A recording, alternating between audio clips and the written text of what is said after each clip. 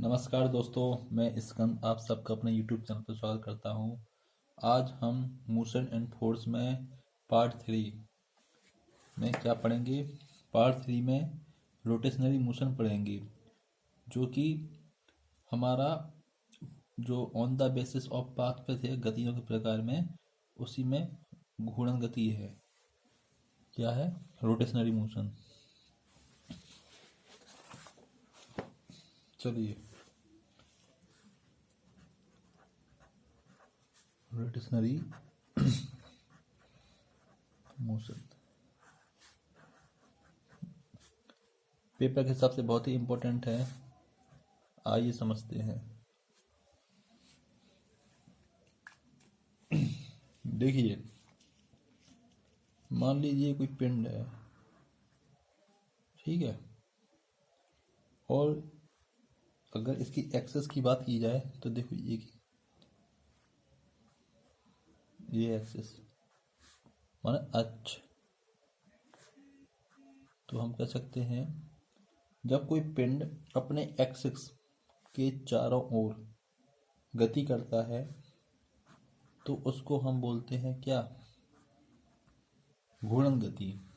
यानी जब कोई पिंड अपने एक्सिस, देखो ये है, ये पिंड है और ये एक्सिस अपने अक्ष के चारों ओर गति करता है तो उसे हम घूर्णन गति कहते हैं। आपने जब वृत्तीय गति पढ़ा था तो मैंने उसमें आपको बताया था, जब कोई पिंड किसी वृत्ताकार पथ पर गति करता है तो उसकी गति वृत्तीय गति कहलाता है। और इसमें क्या है, जब कोई पिंड अपने अक्ष के चारों ओर गति करता है तो उसे घूर्णन गति कहते हैं। लेकिन घूर्णन और वृत्तीय गति में आपको दोनों परिभाषाएं सेम दिख रही होंगी, परंतु दोनों में अंतर यह है कि वृत्तीय गति में पिंड अक्ष के वृत्तीय गति, जो पिंड का अक्ष होता है ना, वो पिंड से पृथक मतलब साथ रहता है, मतलब पृथक स्थित होता है, मतलब अलग अलग रहता है, साथ नहीं रहता, अलग अलग रहता है। और घूर्णन गति में जो पिंड का एक्सिस होता है ना, वो पिंड के अंदर स्थित होता है। देखो, जैसा कि आपको चित्र में दिखाई दे रहा होगा, तो यही एक मेजर डिफरेंस है। तो घूर्णन गति में जो पिंड का अक्ष होता है ना, एक्सिस, वो उसके अंदर रहता है, ठीक है। तो ये आपकी थी रोटेशन मोशन। तो अब इसमें एग्जाम्पल देखेंगे। पहला एग्जाम्पल क्या है, देखिए, आपने हेलीकॉप्टर के ऊपर लगे पंखों की गति, जो हेलीकॉप्टर के ऊपर पंख होते हैं ना, तो ये आपका रोटेशनल मोशन के अंतर्गत आता है। दूसरा एग्जांपल देखेंगे, वाहनों के पहियों, जो गाड़ियों के पहिए होते हैं ना, और स्टीयरिंग व्हील की गति। वाहन के पहिए कैसे होते हैं? ऐसे होते हैं, तो उसमें तान लगी रहती हैं लोहे की, ऐसी ऐसी। तो इसके अंदर एक्सिस मान लो आप, और बॉडी होगी टायर, तो उसके अंदर एक्स स्थित है, तो इसकी गति के अंतर्गत आएगा, रोटेशनरी मोशन के अंतर्गत। इसके बाद लट्टू, लट्टू होता है ऐसा। लट्टू कैसा होता है? ऐसा ही होता है ना लट्टू। तो उसकी गति, लट्टू की गति, ये सब घूर्णन गति के एग्जाम्पल है। तो हमारे पेपर में हमसे सभी एग्जाम्पल ही पूछेंगे। देखिए, नोट्स मत बनाइएगा ज़्यादा, सिर्फ दिमाग में बनाइए चीज़ें। याद रखिएगा जो मैं बोल रहा हूँ, यही सब आपको पेपर में मिलेगा, डेफिनेशन और एग्जाम्पल। अब हम कौन सा पढ़ेंगे? अब हम पढ़ेंगे ऑसिलेटरी और वाइब्रेटरी मोशन, दोलन अथवा कंपन गति। अब है हमारी ऑसिलेटरी और वाइब्रेटरी मोशन।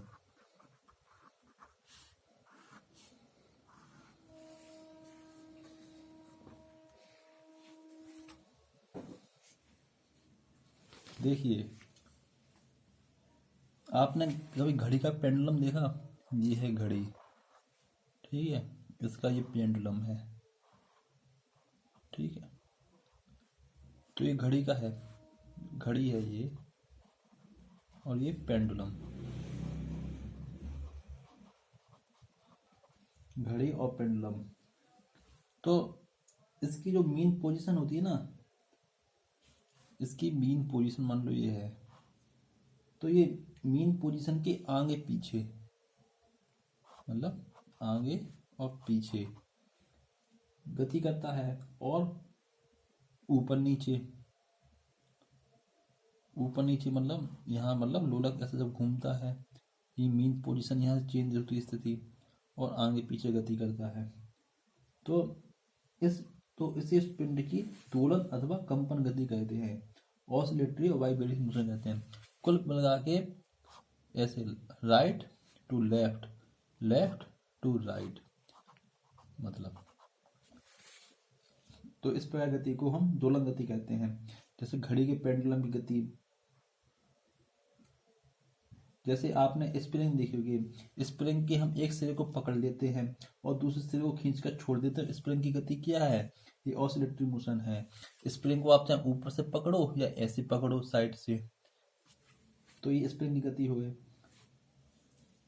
झूले की गति, झूला देखा आपने, बहुत बड़ा झूला होता है जो ऊपर से नीचे, नीचे से ऊपर जाता है, और इसके द्वारा सितार बजाते समय, जो सितार बजाते हैं ना, आपने देखा होगा टीवियों में, तो जब हम बजाते हैं तो उसके द्वारा तार की कंपन गति, तार को छोड़ते हैं तो तार पूरा कंपित हो जाता है। तो ये हमारी क्या थी, दोलन गति अथवा कंपन गति। इसके एग्जाम्पल बहुत ही इंपॉर्टेंट हैं जो मैंने आपको बता दिए हैं।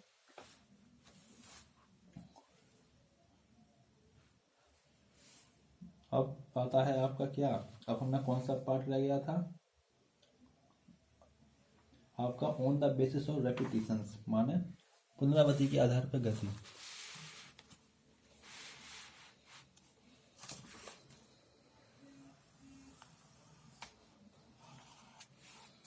On the basis of repetition में हमने, उसमें दो प्रकार गति हैं, एक है पीरियोडिक मोशन, एक है सिंपल हार्मोनिक मोशन। तो on the basis of repetitions,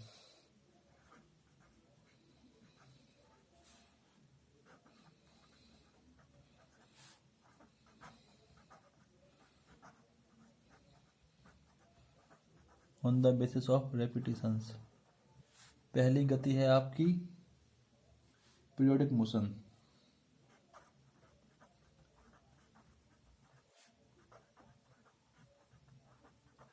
और दूसरी आपकी है SHM, जिसको बोलते हैं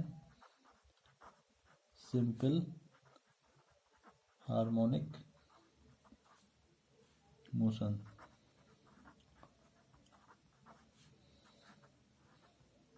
SHM।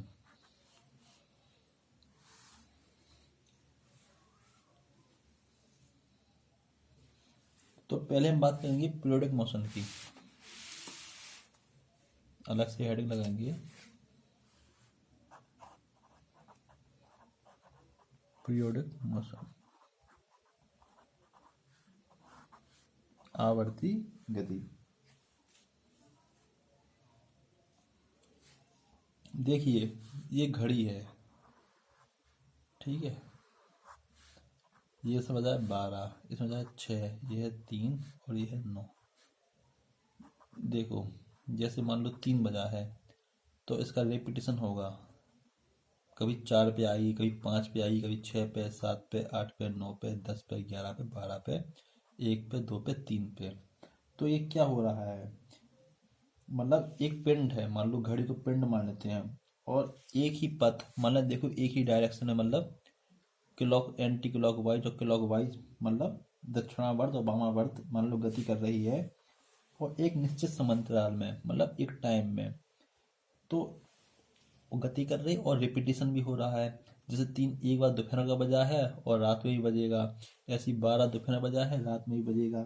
तो इस जो रेपिटेशन हो रहा है एक पिंड का निश्चित समांतराल में, तो इस प्रकार की गति को हम बोलते हैं आवर्ती गति। तो हम डिफाइन कर सकते हैं, जब कोई गतिमान पिंड द्वारा एक ही पथ में और एक निश्चित समांतराल में, मतलब एक निश्चित टाइम पीरियड में अपनी गति को जो रेपिटेशन करता है, तो इसे हम मतलब पुनरावृत्ति करता है अपनी गति की, तो इसे हम पीरियोडिक मोशन कहते हैं। ये एग्जाम्पल हमने घड़ी वाला बता ही दिया है। अब जैसे पृथ्वी की घूर्णन होती है ना, रोटेशनरी, और तो सूर्य के चारों ओर गति करता है, तो दोनों ही आवर्ती सेम होती हैं, परिभ्रमण गति। तो ये भी आपका एग्जाम्पल होता है। एक चीज याद रखिएगा, पृथ्वी की घूर्णन गति का जो टाइम पीरियड होता है ना, 24 घंटे है, समझे? जो लिख लीजिए, अर्थ की रोटेशनरी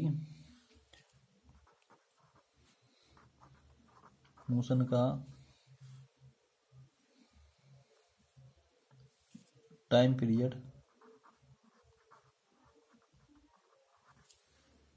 24 आवर है, जबकि एक और चीज रखेंगे, परिक्रमण गति का आवर्तकाल 1 वर्ष है,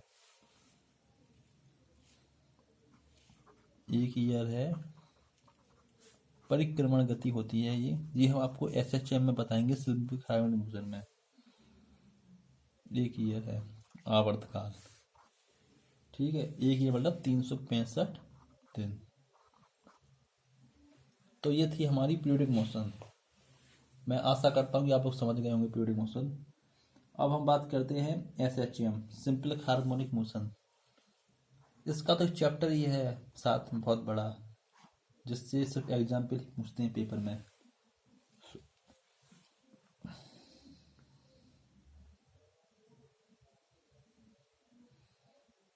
देखिए, जब कोई पिंड एक निश्चित सरल रेखा में आगे पीछे गति करता है, तो इस गति को सरल आवर्त गति कहते हैं।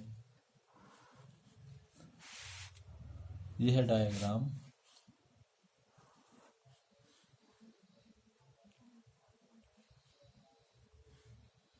जब कोई पिंड, ये लटका है यहाँ पे, एक सरल रेखा में आगे पीछे गति करता है, देखो ये कर रहा और ये कर रहा, तो देखो आप लोग सोच रहे होंगे ऑसिलेटर में भी ये बताया और SHM में भी ये बताया, तो सुनिए यार गौर से। जब कोई पिंड एक सरल रेखा में आगे पीछे गति करता है, तो इस गति को कहते हैं सिंपल आवर्त गति, यानी सिंपल हार्मोनिक मोशन, SHM। यह है आपका पिंड। और घड़ी के लुलक द्वारा, और इसमें एग्जाम्पल देखेंगे, जो घड़ी का पेंडुलम होता है ना, लुलक द्वारा की जाने वाली दोलन गति सरल आवर्त गति का उदाहरण है। यानी कि जो हमारा पेंडुलम था, लुलक, उसके द्वारा की जाने वाली गति इसका एग्जाम्पल है, क्योंकि उसमें भी आगे पीछे, left to right, right to left गति कर रहा था। तो SHM और ऑसिलेटरी में ज़्यादा कुछ अंतर नहीं है, यही है इसमें। अब हम बात करेंगे इसकी कुछ आवर्त गति की कुछ संकल्पना है। मैं सोच रहा हूँ कि ये संकल्पनाएं मैं आपको तब पढ़ाऊँ जब मैं SHM पूरा चैप्टर पढ़ाऊँगा। तो ये तो गतियों के बारे में कंप्लीट हुआ। अब हम नेक्स्ट वीडियो में न्यूटन की गति से कुछ चीज़ें पढ़ेंगे, जो बहुत मोस्ट इम्पोर्टेंट है, जो हमेशा पेपर में आता है। तो दोस्तों, कैसा लगा आज का वीडियो? प्लीज़ लाइक, शेयर और सब्सक्राइब करें, और कमेंट बॉक्स में कमेंट जरूर करें। Good night friend.